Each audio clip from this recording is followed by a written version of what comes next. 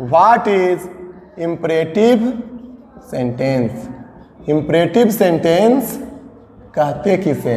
Imperative sentence का मतलब क्या होता है बाबू, बताओ? प्रेरणा सूचक वाक्य।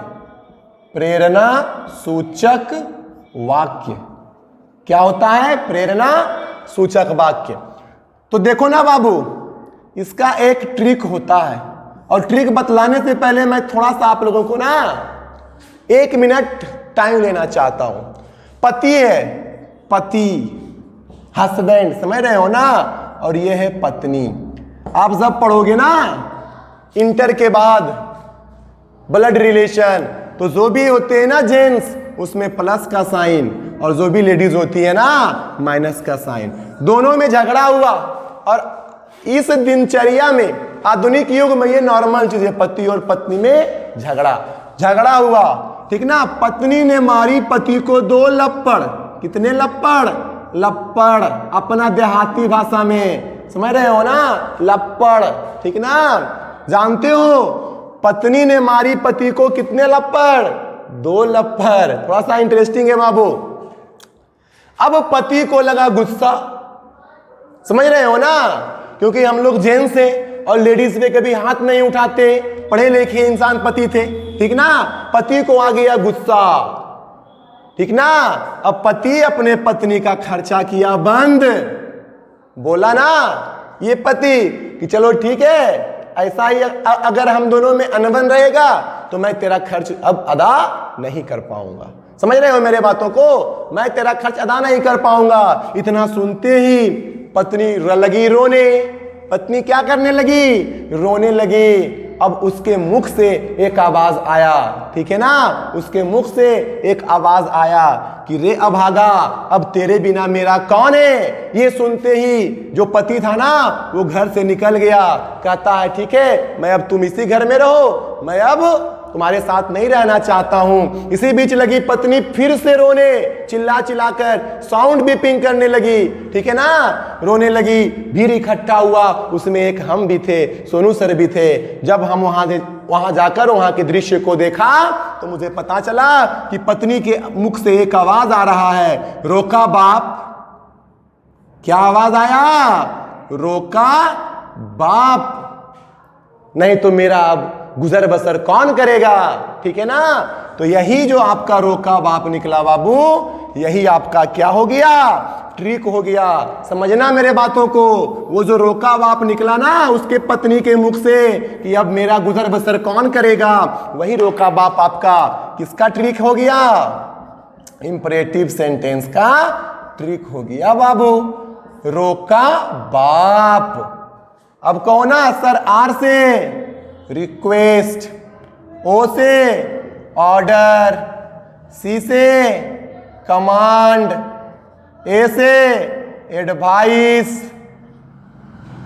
डब्ल्यू से वार्निंग, पी से prohibition.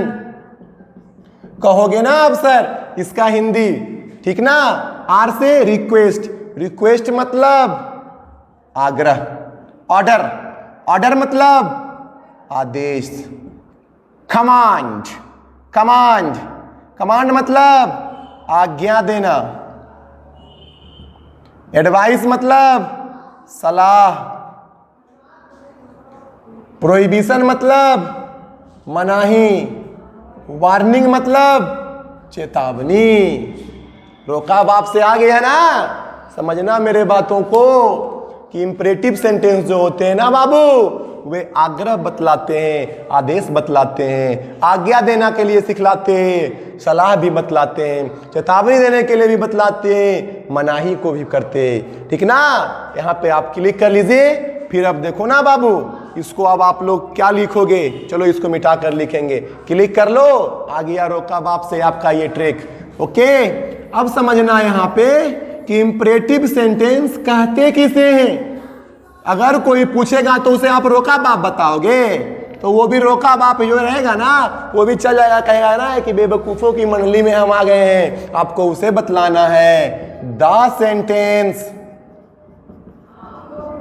which denotes, the sentence which denotes R से रिक्वेस्ट, ओ से ऑर्डर, सी से कमांड, ए से एडवाइस, डब्ल्यू से वार्निंग, एंड प्रोहिबिशन। क्या छोटू? प्रोहिबिशन, ठीक ना, इज कॉल्ड। अब समझ में आया कि इसे क्या कहते हैं? Imperative sentence. क्या कहते हैं? इंपरेटिव सेंटेंस कहते हैं। समझना मेरे बातों को, ठीक ना। जो अब हिंदी के शौकीन है, और हम लोग भी बाबू एक छोटे से एरिया से बिलोंग करते, इसलिए हम भी हिंदी के शौकीन है, ठीक ना। भले इंग्लिश टीचर क्यों ना हो जाए, परंतु हिंदी के हम भी शौकीन हैं। इसलिए मैं अपने एरिया वाले बच्चों के लिए हिंदी अवश्य बोलता हूं, बोलता था, और आगे भी इंग्लिश के साथ साथ हिंदी बतलाता चलूंगा, चाहे छोटे छोटे एरिया से भी बच्चे इंग्लिश को जाने, पहचाने, समझे और अपने एग्जाम में उसका यूज करें, ठीक है ना। समझना, लिखो बाबू। आग्रह, कॉमा, आदेश, कॉमा, आज्ञा, कॉमा, सलाह, कॉमा, चेतावनी तथा मनाही को प्रदर्शित करने वाले सेंटेंस को क्या कहते हैं? इंपरेटिव सेंटेंस कहते हैं।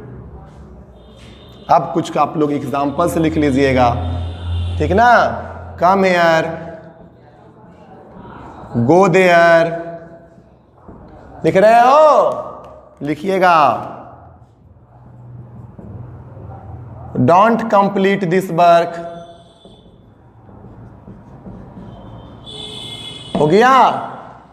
लिखिए प्लीज हेल्प द पुअर, लिख लिए। 4 नंबरिंग देते चलना है। Kindly,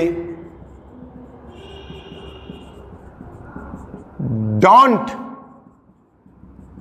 switch off your mobile, हो गया। चलिए एक और लिखिएगा, अगला। ये बाबू 4 हुआ ना, इसको 5 कर दीजिए, इसको 6 कर दीजिए। 6, let us play cricket. Let से भी इंपरेटिव सेंटेंस स्टार्ट होते, जानते हो छोटू। ये जो लेट अस है ना, ये जो लेट अस है ना, इसको ना हम लोग शॉर्टकट में लेट्स भी लिखते हैं। क्लिक करोगे? चलिए क्लिक कर लीजिए, सबों को क्लिक कर लीजिए, मेरा फेस आए या ना आए, सबको क्लिक कीजिए। चलिए बहुत अच्छी बात है। अब आगे हम लोग इंपरेटिव सेंटेंस जो है ना छोटू, उसके स्ट्रक्चर्स को जानेंगे। इतना तो हुआ उसका एग्जाम्पल्स, कौन कौन से स्ट्रक्चर्स होते हैं। उससे पहले ना छोटू आप लोग यह भी जान जाओ, नोट कर दीजिएगा इतना लिखने के बाद, कि जो इंपरेटिव सेंटेंस होता है ना, क्या होता है? इंपरेटिव सेंटेंस जो होता है ना छोटू, ये इंपरेटिव सेंटेंस के अंत में हमेशा फुल स्टॉप का यूज किया जाता। बताओ असर्टिव सेंटेंस में अफर्मेटिव हो या निगेटिव, अंत में फुल स्टॉप। क्वेश्चन को प्रदर्शित करने वाले इंट्रोगेटिव सेंटेंस में क्वेश्चन मार्क, फिर आगे आपका क्या? Imperative sentence. तो इसमें भी किसका यूज होगा? फुल स्टॉप का यूज होगा। सेंटेंस के अंत में फुल स्टॉप का यूज होता है। समझ गया ना? अब यहाँ पे अब आप लोग ना छोटू स्ट्रक्चर्स लिखिएगा इंपरेटिव सेंटेंस का, क्योंकि हम लोग स्ट्रक्चर्स से भी सीखने का स्ट्रक्चर्स को भी सीखने का प्रयास करेंगे। पहला हो गया बाबू MV1 प्लस ऑब्जेक्ट, ठीक ना। दूसरा हो गया बाबू don't plus MV1 plus object. अरे ऑब्जेक्ट या अदर वर्ड कर देना, ऑब्जेक्ट या अदर वर्ड कर देना। जानो यहां जो है ना बाबू, वो मतलब ऑब्जेक्ट, ये भी मैं पीछे बता चुका हूं लेक्चर में। MV मतलब मेन वर्ब, OW का मतलब क्या होगा? Other word. भावनाओं में नहीं आने, पूरे क्लास को देखने और कॉपी पे लिखने। Don't plus MB1 plus object या अदर वर्ड, ये दूसरा हो गया स्ट्रक्चर्स। तीसरा लिखिएगा बाबू प्लीज या kindly plus MB1 plus object oblique other word. चौथा लिखना बाबू, लिखते जाइए, थोड़ा सा मैं बड़ा लिख रहा हूं। Kindly plus don't plus MB1 plus object oblique other word. ये जो आपका हुआ चौथा हुआ। अब बाबू पांचवा छठा को भी मैं लिखने का प्रयास करता हूं, इसी में आ जाएगा ना बाबू आपको। चौथा पांचवा लिखिएगा, लेट प्लस इनडायरेक्ट ऑब्जेक्ट। ये भी बताया हूं ऑब्जेक्ट के पार्ट में, समझ रहे हो ना? जो पिछले वीडियो को देख कर आए होंगे फटाक से वो अपना कॉपी पलटिए, देखिए उसमें ऑब्जेक्ट, उसमें बताया था एक होता है डायरेक्ट ऑब्जेक्ट जो थिंग से रिलेशन रखता, वस्तु से रिलेशन रखता, और एक था इनडायरेक्ट ऑब्जेक्ट जो पर्सन से रिलेशन रखता। देखिए बाबू, let plus indirect object plus MB1 plus object, ये होगा छठा जो आपका होगा लेट प्लस ये, इसका मतलब indirect object plus MB1 plus OW मतलब अदर वर्ड। सब पढ़ने वाले बच्चे, इसका मतलब